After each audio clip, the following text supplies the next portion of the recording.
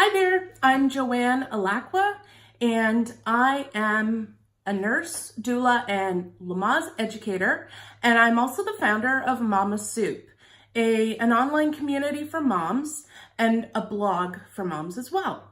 And one of the things that I really love to do is take my almost 20 years of experience and write about it so that women who are pregnant or postpartum or parenting can take a look at what I have to say and get some information and understand that it's actually accurate. And on the internet, there's not a lot of places you can go to find really great information, if you know what I mean. And yesterday I wrote a blog about 6 interventions that you can avoid if you want to have a natural birth. I do believe that natural birth is the safest way that a woman can have a baby. It's not just my belief, it's actually scientifically proven by evidence that having a natural, normal childbirth is safer for mom and baby. So if that's something that you're looking forward to, here are 6 things to avoid.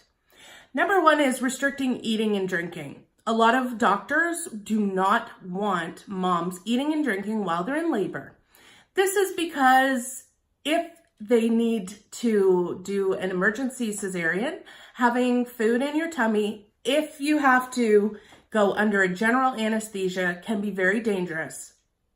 However, if you're having a low-risk pregnancy and birth, there's very small risk that you'll need to have a cesarean, first of all. And second of all, with the advancements in anesthesia for women in labor and women having babies, there's very little chance that you would need to be put to sleep to have your baby. So I would talk to my doctor if I were you, let them know your plans for a natural birth, and let them know that you plan to eat and drink during labor, because let's be honest, labor can last days, it can last hours and hours and hours, and it's probably the biggest workout that your body will ever have. And I really believe that you need energy to keep going. So eat and drink freely as you labor on. The number 2 thing to avoid for a natural birth is intravenous fluids. So a lot of hospitals will just instantly, as soon as you walk in labor, they'll start an IV. And this kind of is a fear. It's like, because they're a little bit afraid that something might go wrong. And so they want to have instant access to a vein. I totally get it. But if you're having, again, a low-risk pregnancy and a low-risk birth, normal birth, there really is no need to have IV fluids infusing while you're in labor. IV, what it does is it restricts your hand so that you can't maybe push on things or you can't move your hands freely. Suddenly you have to drag a pole behind you. And also, receiving a lot of IV fluids while you're in labor can actually make your breasts become very engorged after the baby's born, and that can really interfere with breastfeeding. So what you can do is ask your care providers if instead of an IV, they can put a saline lock in your hand, and it's about this long. Basically, it's access to the vein, but they cap it off. And so if they have to get into a vein quickly, they can. Number 3 is electronic fetal monitoring. So that's another thing they'll do when you go into the hospital in labor, is instantly put you on the monitor. And I know why they do it. I worked in labor and delivery. They want to make sure that everything's cool with you and the baby. But to stay on it for too long is not a good idea. There's a couple of problems with it, and you can read about it in the blog. But the main issues are that sometimes those results can be misinterpreted. And I have seen it happen in my own experience working in a labor and delivery unit. I've seen it happen. And the other thing is, big thing, is that all of a sudden you and your support person are kind of like listening and looking at the monitor every time you have a contraction, just trying to make sure everything's okay.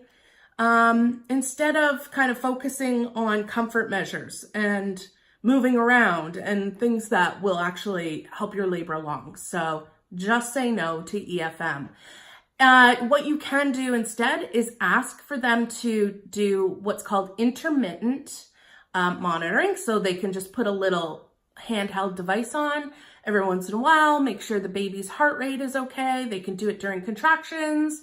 And it helps you with your movement, which is a huge part of having a natural birth. Which brings me to epidurals. So I totally understand why women want epidurals, because childbirth hurts. I've done it. It hurts. That's all there is to it. But the thing is, pain in childbirth sets off a waterfall of effects, hormonal effects. And that waterfall it's amazing how your body will feel pain, and then it triggers a response to release hormones so that you can deal with the pain.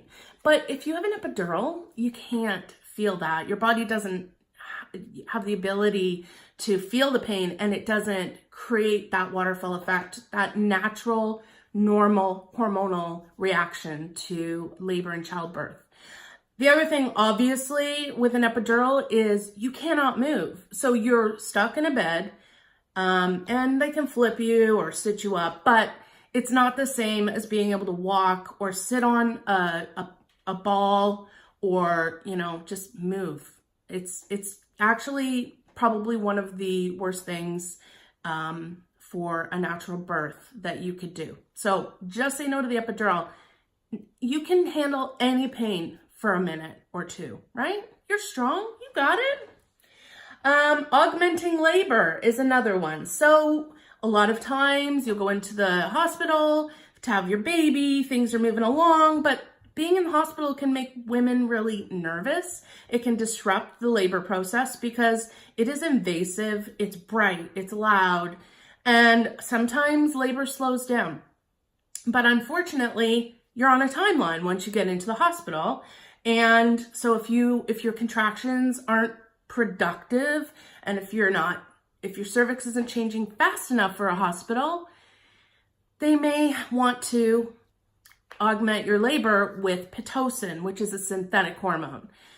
Now, there's new standards for this, and I wrote about it in the blog because I think every woman should have this information. Hospitals, some are not quick adopters of new recommendations. And so I've put the recommendations in there so you can talk to your doctor, healthcare provider, whoever about them. It's all based in evidence, so they can't even argue with you. Directed pushing. So this is the final piece of the puzzle. If you don't have an epidural, you can feel every contraction. And that's not to scare you. That's a good thing, because when you can feel your contractions, you can move your body, you can do the things that you need to do in order to help the baby rotate and descend out the pelvis. And it's pretty amazing, your body. If you don't tell it how to push, it tells you when and how to push. When you see those movies and there's women flat on their back, knees up in the air, they're sweating, and there's a nurse standing beside them screaming, counting down from 10. So dramatic and unnecessary. Some pushes might come out as a grunt, and some pushes you might have to really push, but your body will tell you. You don't need somebody else in hospital scrubs to tell you how to push out your baby. I trust you. I know you got this. So if you want to head over to the blog to read more about all of this, I would be so grateful. And I hope this information has been helpful for you. This is why I do it, just because I like to take 20 years of experience, knowledge, and I also have 4 kids of my own. So I'm sharing with you, and I hope that you use the information and have the best birth possible. Thank you for watching.